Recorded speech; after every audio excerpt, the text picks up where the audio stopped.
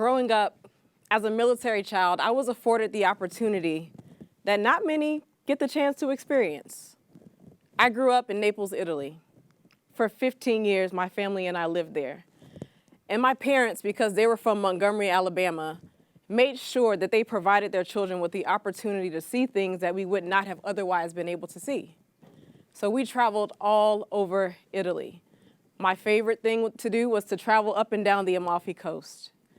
I loved to go to Venice, to Florence, to Pisa. But my most favorite thing to do was to spend time in Rome at the Sistine Chapel. At the Sistine Chapel, that's where everyone congregates from all around the world, people who appreciate and love fine art. And so while I'm standing there, looking up with my head tilted back at the ceiling, I'm surrounded by people of all different nationalities, all different races, all different ages, and we're all looking at the frescoes that Michelangelo painted in the early 1500s in admiration.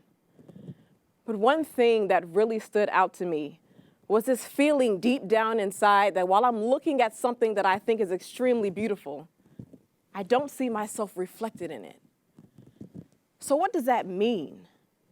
What does it mean to internalize something that centuries and centuries of people have exalted as extremely beautiful, but you don't look like anything that's represented in it?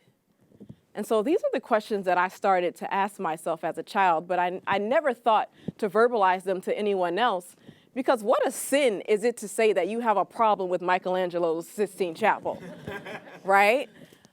But I had a real problem with that. And so I grappled with that as a child. It wasn't until I became older that I finally realized that there was a lot of things going around the world that were not what was happening in Rome at the time. While Michelangelo was painting the Sistine Chapel, Africans were being transported from Africa to the island of Hispaniola, which is now Haiti and the Dominican Republic. So while we saw this years later, if I'm reflecting back honestly and I'm getting a full picture of history, Africans were being transported somewhere to be used as slave labor, while in Europe, white people were being exalted and immortalized for centuries and centuries to come. And so this led me on a track, on a journey, to really understand what happens when you look at a piece of art that reflects human experience, but your experience is not reflected in that. So I am a cognitive psychologist, well, at least I'm studying to be a cognitive psychologist, hopefully, at the University of Alabama.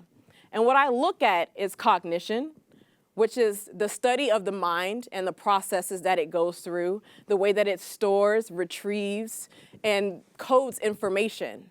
And I also look at art, this idea that whatever is created is reflective of the human experience. And my journey is to look at how those two things converge and what those things can teach us. Now, as psychologists have to do, I dug and dug and dug in the research, and I had to come up with some kind of empirical finding that happened which grounded my research in what I was looking at. I found a groundswell of one article, and I'm running with that article. Now, that article was by a psychologist named Ronald Nepperud, and he came up with this idea to actually research how blacks and whites viewed black visual art. And so Ronald Nepperud conducted this study in 1996. And what he found is that, in fact, blacks and whites do not view black visual art in the same way. He said that that whites actually view black visual art less favorably. Now, Ronald Nepperud posited that this was probably so because blacks and whites do not have the same shared experiences. And so just as art is created out of a feeling or an experience that the artist has had, the person that is looking at a piece of artwork also brings their experiences to the table in order to perceive and have a moment with that piece of art. So what Ronald Nepperud said basically was that if white folks don't have the same historical understandings, feelings, cognition, collective memory, belief systems that are portrayed in black visual art and created by black artists, they're not going to effectively resonate with that piece of art. Now I dug a little bit deeper because I thought this was extremely fascinating, and I was extremely excited because what I thought, standing beneath Michelangelo's fresco in the Sistine Chapel, was finally turning out to have some merit. There is something different there with the experiences that we bring to a piece of art. So I got to thinking, well, what can I do with this? And so I'm still researching, I'm digging, I'm trying to find something to hang my thoughts on. And I get a phone call from my cousin, who is a painter. Now, my cousin is a painter who lives in New York, and he paints the most beautiful images. He puts me in the mind of Jean-Michel Basquiat. And so he takes these images and he goes around New York and he does different art shows, but his favorite thing to do is to just stand on the street corner and show his art. And so what this does is it invites people to come and have difficult dialogues and discussions around the certain things that he portrays in his art. One day my cousin called me and he told me that he had been arrested because a police officer saw a painting that he had in a subway and he was offended by the painting. Now the painting is this painting behind me. It's called Cops. And as you can see, this painting is showing a police officer in an aggressive stance. And so the police officer was not too happy with this image because he felt that it painted his brothers in blue in a very negative light. During this time, it was at the height of the Black Lives versus the Blue Lives Matter movement. And so this was kind of a rough topic at the time. So when my cousin called me and told me this, it really drove home this idea that while he thought this painting would bring some much needed dialogue and discussion around a particular issue that was polarized in our country, this police officer saw this same painting and had a completely different experience from it. This also led me to believe that I might be on the right track to something. So I kept digging a little bit deeper, and I came up with another article, a recent article that just came out of Montclair State University by a researcher named John Paul Wilson. Now, John Paul Wilson did a study where he actually took images that were superimposed of Black folks and images that were superimposed of white folks who were of the same body build, mass, and physical makeup. The only difference was their skin color. He found that overwhelmingly so, white participants in his study said that the white folks who were superimposed were more threatening than those who were Black, simply because of their skin color and nothing else. I thought this was extremely fascinating. And it led me to understand that this whole issue of a value system that has been placed on the Black body is consistently being perpetuated in our system in ways that we don't even recognize. Cognitively, we are responding to things and we don't necessarily realize that they are even ingrained in us.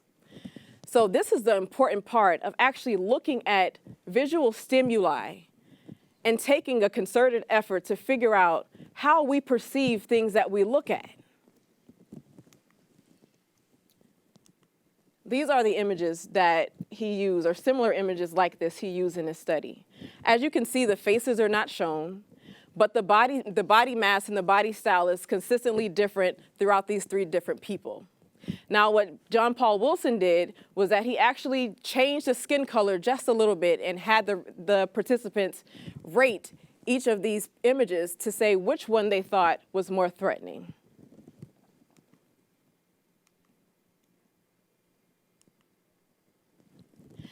So why does this matter? Why do we care that images need to be rated or that we have some type of issue amongst the different races with perception? Well, it matters because Philando Castile. It matters because of Mike Brown. It matters because of Trayvon Martin. In 2015, the Huffington Post released a startling article that said 2015 was the worst year in America for the killing of the Black man since the worst year of lynching in America. This is a startling finding, but it's a finding that we need to be paying attention to. And my understanding and my perception is that the best way to have the difficult dialogues and conversations is to come and meet at a place where we all care about, which is art. Everybody loves art. Everybody feels something when they see a piece of art. So why not start the conversation there? William Edward Burghardt Du Bois, who is a sociologist, would agree that that might be the best place to start. In 1908, in his Souls of Black Folks, he said that the problem of the 20th century was the problem of the color line. In 1920, he said that the only way to eradicate this invisible color line was to use art. I am on the journey to figure out how we might best be able to do that. Thank you.